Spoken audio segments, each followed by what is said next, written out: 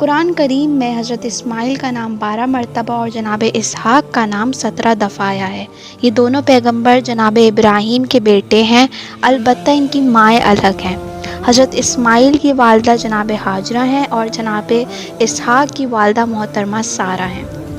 اللہ نے حضرت ابراہیم کو یہ دونوں بیٹے بڑھاپے میں عطا کیے، جیسا کہ قرآن میں اس کا ذکر یوں ہے کہ شکر ہے اس پروردگار کا کہ جس نے مجھے بڑھاپے میں اسماعیل و اسحاق جیسی اولادیں عطا فرمائیں، کہ بے شک میرا خدا دعاؤں کو سننے والا ہے۔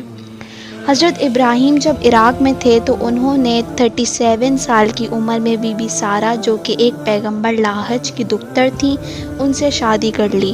بی بی سارہ ایک مہربان اور صاحب کمال خاتون تھیں۔ آپ نے ایک زمیندار گھرانے میں پرورش پائی تھی۔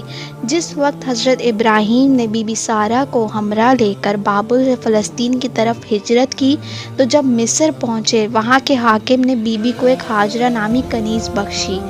جناب ابراہیم بی بی سارہ اور ہاجرہ کو ساتھ لے کر فلسطین پہنچے۔ حضرت ابراہیم اور جناب لوط نے اس سرزمین پر لوگوں کی ہدایت کا سلسلہ قائم کیا۔ حضرت لوط نے پیغمبر خدا ہونے کے باوجود لوگوں کے درمیان حضرت ابراہیم کا نمائندہ بن کر تبلیغ کی۔ کئی سال گزر گئے لیکن حضرت ابراہیم کے ہاں کوئی اولاد نہیں تھی۔ ایک دن آپ نے بی بی سارہ کو تجویز کی کہ اگر تم راضی ہو تو میں تمہاری کنیز ہاجرہ سے شادی کر لوں، کیا پتہ اللہ مجھے اس سے اولاد عطا فرما دے تاکہ میرے بعد میرے مقصد کو وہ زندہ رکھے۔ بی بی سارہ نے اپنے شوہر کی یہ تجویز قبول کی اور بی بی ہاجرہ حضرت ابراہیم کی زوجہ بن گئیں۔ کچھ عرصے بعد ان کے ہاں بیٹا پیدا ہوا جس کا نام انہوں نے اسماعیل رکھا۔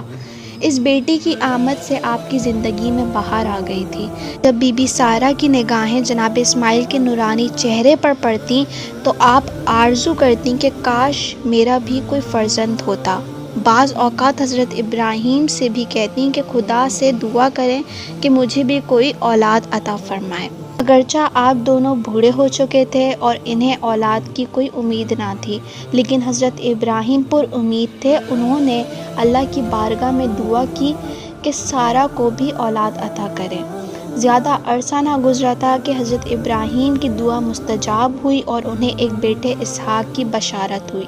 بشارت کچھ اس طرح سے تھی کہ حضرت لوط نے ایک عرصے تک اپنی قوم کو دعوت توحید دی اور اچھے اخلاق و آداب اپنانے کی تبلیغ کی، لیکن انہوں نے حضرت لوط کا مذاق اڑایا اور وہ لوگ خدا کے سخت عذاب کے مستحق ٹھہرے۔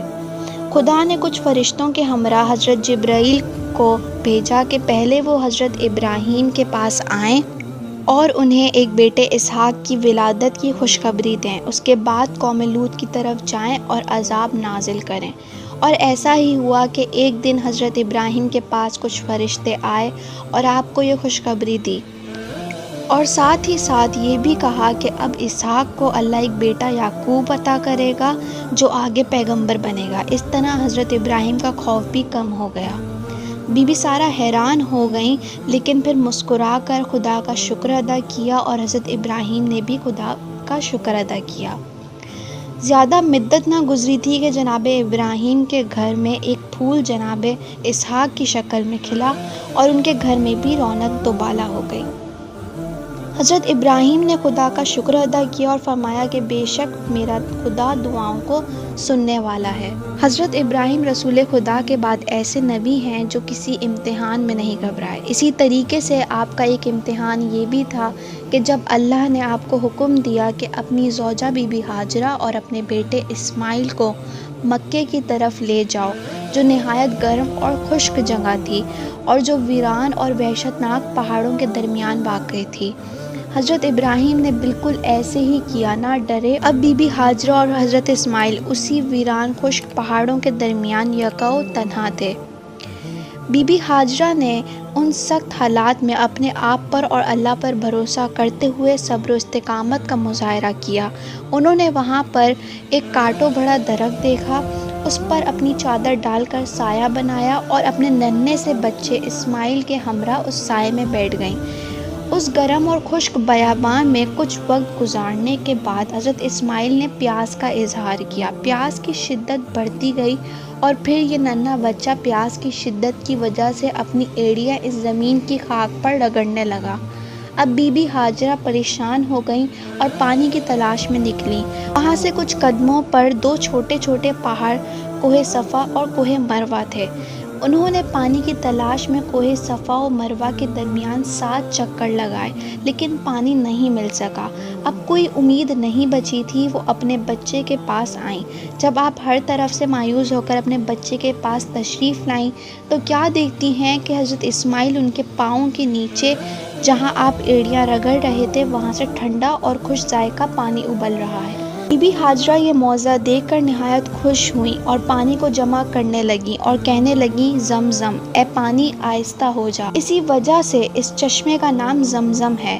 یہ چشمہ ابھی تک خانہ کعبہ کے نزدیک موجود ہے اور بی بی ہاجرہ اور جناب اسماعیل کے اس عجیب و غریب واقعے کی یاد دلاتا ہے۔ پھر بی بی ہاجرہ اور جناب اسماعیل نے اس چشمے سے پانی پیا۔ زیادہ عرصہ نہیں گزرا تھا کہ پرندوں کو اس بیابان میں پانی کی موجودگی کا احساس ہوا۔ وہ غول در غول وہاں پر اترتے اور پانی پیتے۔ مکے کے نزدیک عرفات کے مقام پر ایک قبیلہ جرہم رہائش پذیر تھا۔ انہوں نے جب دیکھا کہ پرندے وہاں جمع ہوئے تو انہوں نے کھوج لگایا اور چشمے کی طرف جا پہنچے۔ وہ کیا دیکھتے ہیں کہ ایک چھوٹا سا بچہ اپنی ماں کے ساتھ بیٹھا ہوا ہے۔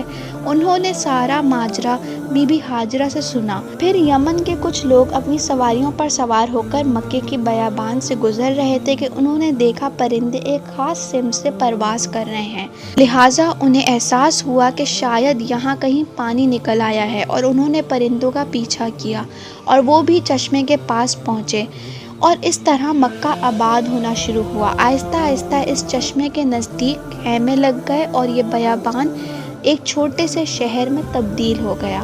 حضرت ابراہیم کی دوسری قربانی یہ ہے کہ حضرت ابراہیم خلیل اللہ کو خواب آیا کہ اپنی سب سے قیمتی چیز قربان کرو، اور حضرت ابراہیم کی نظر میں سب سے قیمتی چیز حضرت اسماعیل تھی۔ تو حضرت ابراہیم حضرت اسماعیل کو قربان گاہ کی طرف لے گئے اور جب آپ کی گردن پر چھری پھیرنا چاہی تو خدا نے جبرائیل کے ساتھ ایک دمبے کو بھیجا اور حضرت ابراہیم نے اپنے بیٹے کے بدلے دمبے کو قربان کر دیا۔ اس دن سے آج تک اس واقعے کی یاد میں مسلمان قربانی کی اس سنت پر عمل کرتے ہیں اور یہ حج کے عمل میں سے ایک واجب عمل ہے۔